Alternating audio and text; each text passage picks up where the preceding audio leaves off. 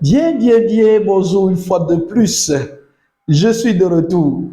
La dernière fois, nous avons dit qu'il était possible de lancer son business à partir d'un crédit bancaire. Oui, c'est vrai, oui, c'est possible. Mais comment faire pour obtenir facilement ce crédit? S'il est vrai qu'on peut lancer son business à partir d'un crédit bancaire, partir de zéro et devenir un héros, une question reste encore et demeure. Comment obtenir facilement ce crédit? Comment faire pour captiver l'attention du banquier? C'est le sujet qui va meubler notre vidéo de ce jour. Alors, avant d'entrer dans le vif du sujet, je t'invite une fois de plus, toujours cliquer sur la cloche de notification et t'abonner à ma page pour ne pas rater mes prochaines vidéos. Je vous ai dit, votre santé financière et votre santé physique, j'en faisais mon affaire, car la santé financière n'est rien sans la santé physique. Voilà pourquoi j'associe les deux. Focus santé, argent. Voilà. Alors, comment monter son dossier de crédit et en garantir l'accord préalable par le banquier?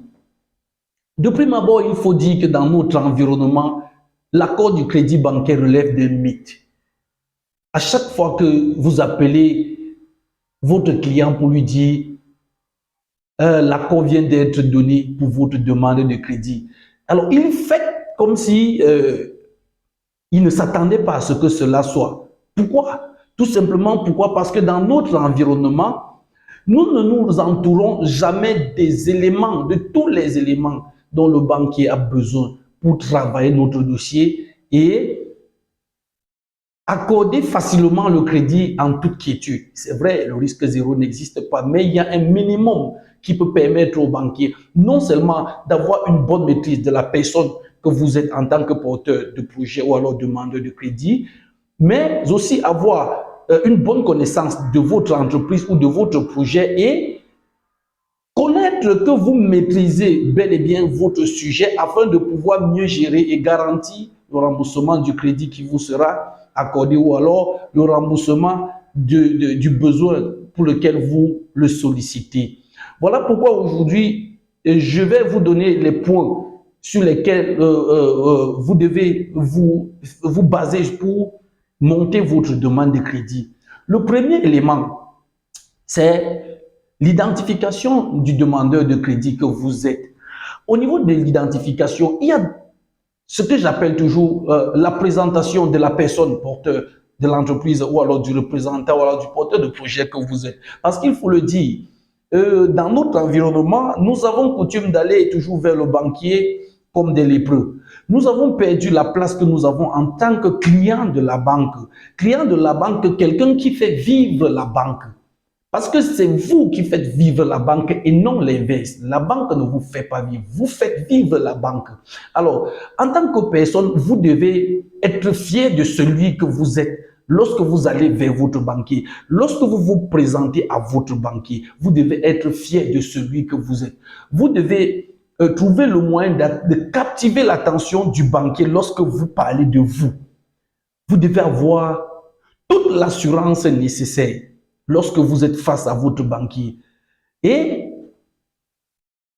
au-delà de cette assurance, vous devez pouvoir parler de votre historique, parler de votre parcours, parce que ce sont des éléments sur lesquels le banquier a besoin pour mieux défendre votre dossier de crédit. C'est-à-dire que l'historique de la personne porteuse du projet que vous êtes, l'historique de votre entreprise, pourquoi avoir choisi de faire ou de ne pas faire ce que vous faites, pourquoi êtes-vous installé là où vous êtes et voilà un peu les éléments qui entrent dans votre identification et dans l'historique que vous devez donner au banquier. Il faut que les gens évitent de ne pas raconter leurs échecs passés à leurs financiers lorsqu'ils vont demander des crédits.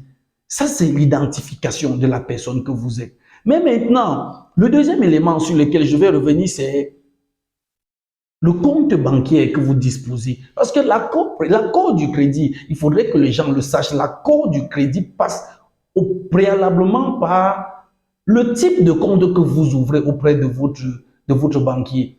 Alors, lorsque vous avez des porteurs de projets, des entrepreneurs, des chefs d'entreprise qui viennent à la banque ouvrir des comptes d'épargne, mais attendez, vous vous attendez à quoi? Vous ne bénéficierez jamais d'un appui financier à travers un compte d'épargne. Parce que, permettez que je le dise de façon crue, le compte d'épargne n'est pas fait pour des porteurs de projets. Le compte d'épargne n'est pas fait pour des chefs d'entreprise. Le compte d'épargne n'est pas fait pour les businessmen. Un businessman n'ouvre pas un compte d'épargne parce que l'argent du business est fait pour tourner. On réinvestit ce qu'on gagne. On réinvestit ce qu'on gagne. Et c'est la vie de l'entreprise.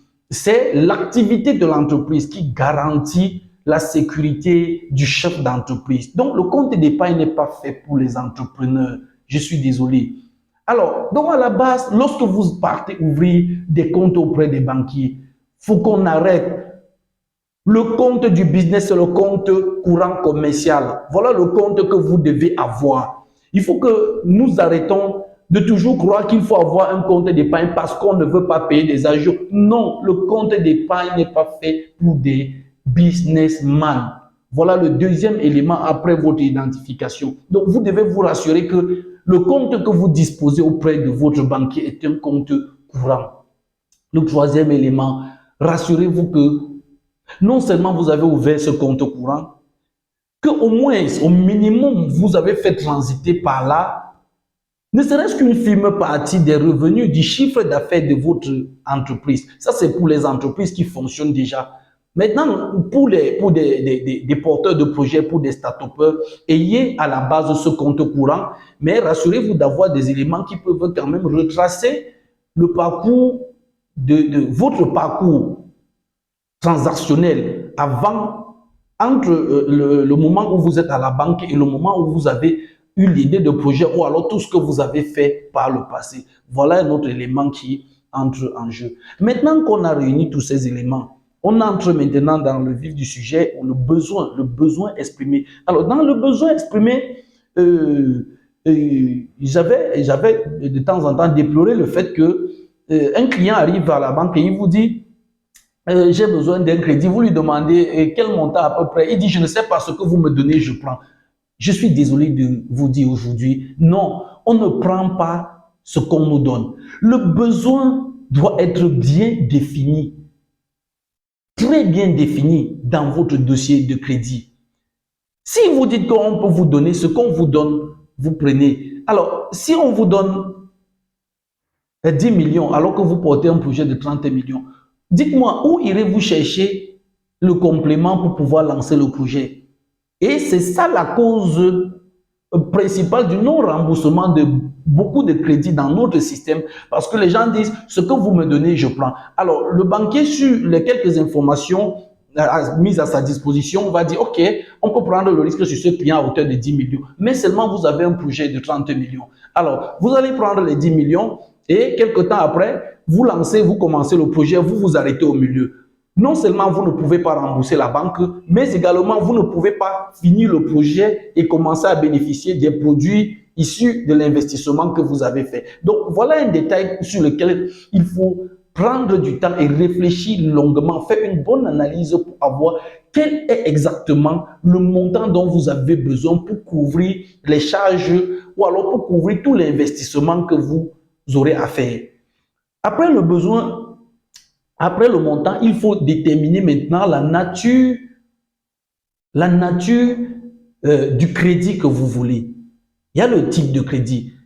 Je vous dis, il y a les crédits amortissables, il y a les découverts qu'on appelle généralement les facilités de caisse, il y a les dépassements, il y a maintenant dans